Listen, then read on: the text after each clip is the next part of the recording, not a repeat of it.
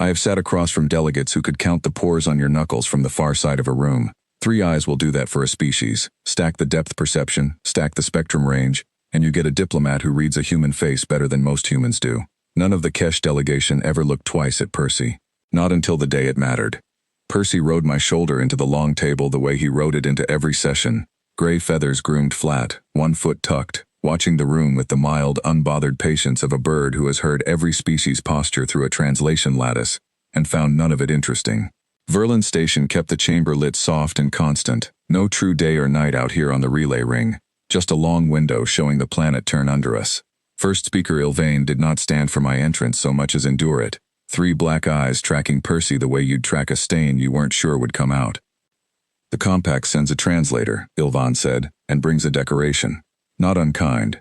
Kesh rarely bother with unkind. They consider it inefficient. Just flat, procedural contempt. The kind that assumes it will never be corrected. We have read your file on companion classification. Deathworld Apex designations for household animals. It reads as theater for a species that needs its theater.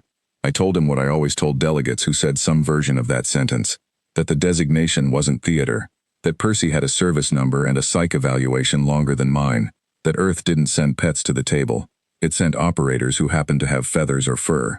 Ilvain's second eyelid dropped halfway, the Kesh equivalent of a shrug, and the session moved on to tariffs, because it always moves on to tariffs.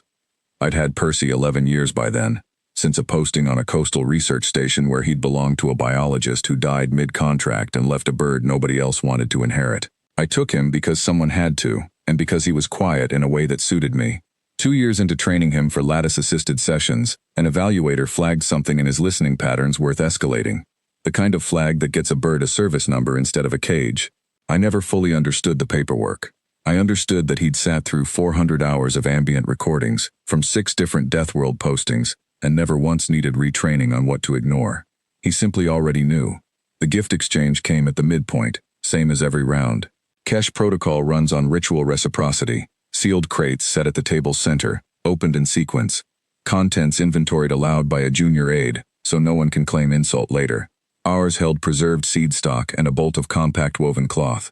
Theirs held 3 lacquered boxes of graduated size, each one supposedly containing something the Kesh delegation judged worthy of the room. Routine. I had sat through 11 of these exchanges without incident. Percy stopped preening around the time the second box opened. It is a small thing to notice, a bird going still. I nearly missed it myself. I was watching Ilvain's aide read out an inventory of scent woods, half my attention on the translation lattice's lag. But Percy's head had gone rigid at an angle, both eyes fixed on the third box, the smallest one, still sealed. He did not vocalize, he did not move. He simply stopped being a bird performing calm, and became a bird actually holding still. And anyone who has worked with an animal long enough knows those are not the same posture, even if they look identical to a species with 3 eyes and no feathers to read. I have a rule I do not break in session. When Percy locks onto something and holds it past 4 seconds, I stop talking and I listen. It is not a dramatic rule. It has never once in 11 years produced a dramatic result, a loose panel vibrating in a bulkhead, a translator's failing power cell, a Kesh aide's stomach cycling through a digestive process that sounded, at a distance, like a warning klaxon. Percy has been wrong about the size of things before. He has never once been wrong that something was there. I did not raise my voice. I asked, in the flattest procedural tone the lattice could carry, for a 5-minute recess before the third box opened. Ilvain's aide looked to him. Ilvain looked at Percy, then at me, and something in his posture decided this was worth another flat little cut. Your ornament is uncomfortable. We are not adjusting protocol for a bird's mood. He's not uncomfortable, I said. He's listening to something your scanners aren't tuned for. That should have landed harder than it did. It landed instead as one more line in a file Ilvain had already decided was theater. He gestured for the third box to be opened. I did the only thing left in the procedure I trust. I said it quietly, the way you'd say it to a working animal and mean it, not a performance for the room. Show them, Percy. Percy opened his beak and produced, with the flat, clean fidelity that African Greys use to embarrass every audio engineer who has ever tried to explain away mimicry as a parlor trick, a sound none of us had made. A rapid triple click, high and dry, repeating on a 4-second interval, the exact interval he had been holding his head at. He gave it 3 times, precise as a metronome, staring the whole time at the third box. The room did the thing rooms do when something outside the expected spectrum arrives, A beat of silence while every species present tried to file the sound under a category that made sense. Kesh optics run deep into ultraviolet and can resolve detail at a distance that would make a hawk feel unaccomplished. They see essentially everything. What their eyes have never had to do is hear, not really. Not the way a species that survived its own death world by listening for what it couldn't see has had to hear. A triple click at 4-second intervals sits below what a three-eyed diplomat thinks to listen for, because he has never needed to. I asked, in the same flat tone, for station security to open the third box under containment protocol rather than at the table. Ilvain did not argue this time.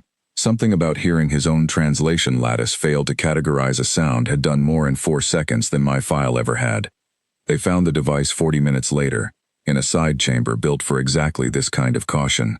A shielded charge, small, tuned to spoof optical and thermal scanning across every spectrum the Kesh delegation's own instruments checked. Clever work, whoever built it. Work aimed with real precision at a species that trusts its eyes. It hadn't accounted for anything checking with its ears. Security traced the placement to a junior attaché from a splinter faction back home who wanted this round of talks to end in a very different kind of headline. I never learned the rest of that story. It wasn't mine to learn. Ilvain came to find me afterward, alone. No aide reading anything aloud. He stood a long moment looking at Percy, who had gone back to being an unbothered bird on my shoulder, one foot tucked, entirely uninterested in the fuss he'd caused. 3 black eyes, unblinking, doing what I imagine is the Kesh version of recalculating a whole file from the ground up. He is not decoration, Ilvain said. Not a question. Kesh don't ask questions when they've already done the math. No, I said. He never was. He didn't apologize. Kesh consider apology a separate and lesser ritual, reserved for smaller failures than misjudging an entire species' idea of what counts as a weapon. But he inclined his head to Percy, the same short bow he'd have given a fellow delegate, and went back to his side of the long table to reopen a session that 31 minutes earlier he'd been prepared to walk through with a bird he thought was there to look pretty on my shoulder. Before he turned away, he asked one more thing, almost as an afterthought, the closest a Kesh gets to genuine curiosity. He wanted to know whether the compact had many more like Percy, animals carried quietly into rooms like his, filed under decoration, doing work nobody had thought to ask them to do. I told him the truth, which is that I didn't know the number, and that nobody at the compact bothers to advertise it, because the whole value of the arrangement depends on delegations like his not looking twice until it's already too late to matter. We finished the tariff round late that night. Percy slept through most of it, head under one wing, exactly as bored by the outcome as he'd been alert to the cause. I've told this story exactly once before tonight, to a review board that wanted to know why a decorated linguistics envoy had halted a sovereign delegation's gift protocol over a bird's posture. I gave them the transcript. I gave them the 4-second interval. I did not tell them what I'm telling you now, which is that I have worked with translators, analysts, and 3 different generations of scanning hardware, and none of them has ever caught a threat by simply refusing to stop listening. Percy did. He didn't even open his eyes to do it.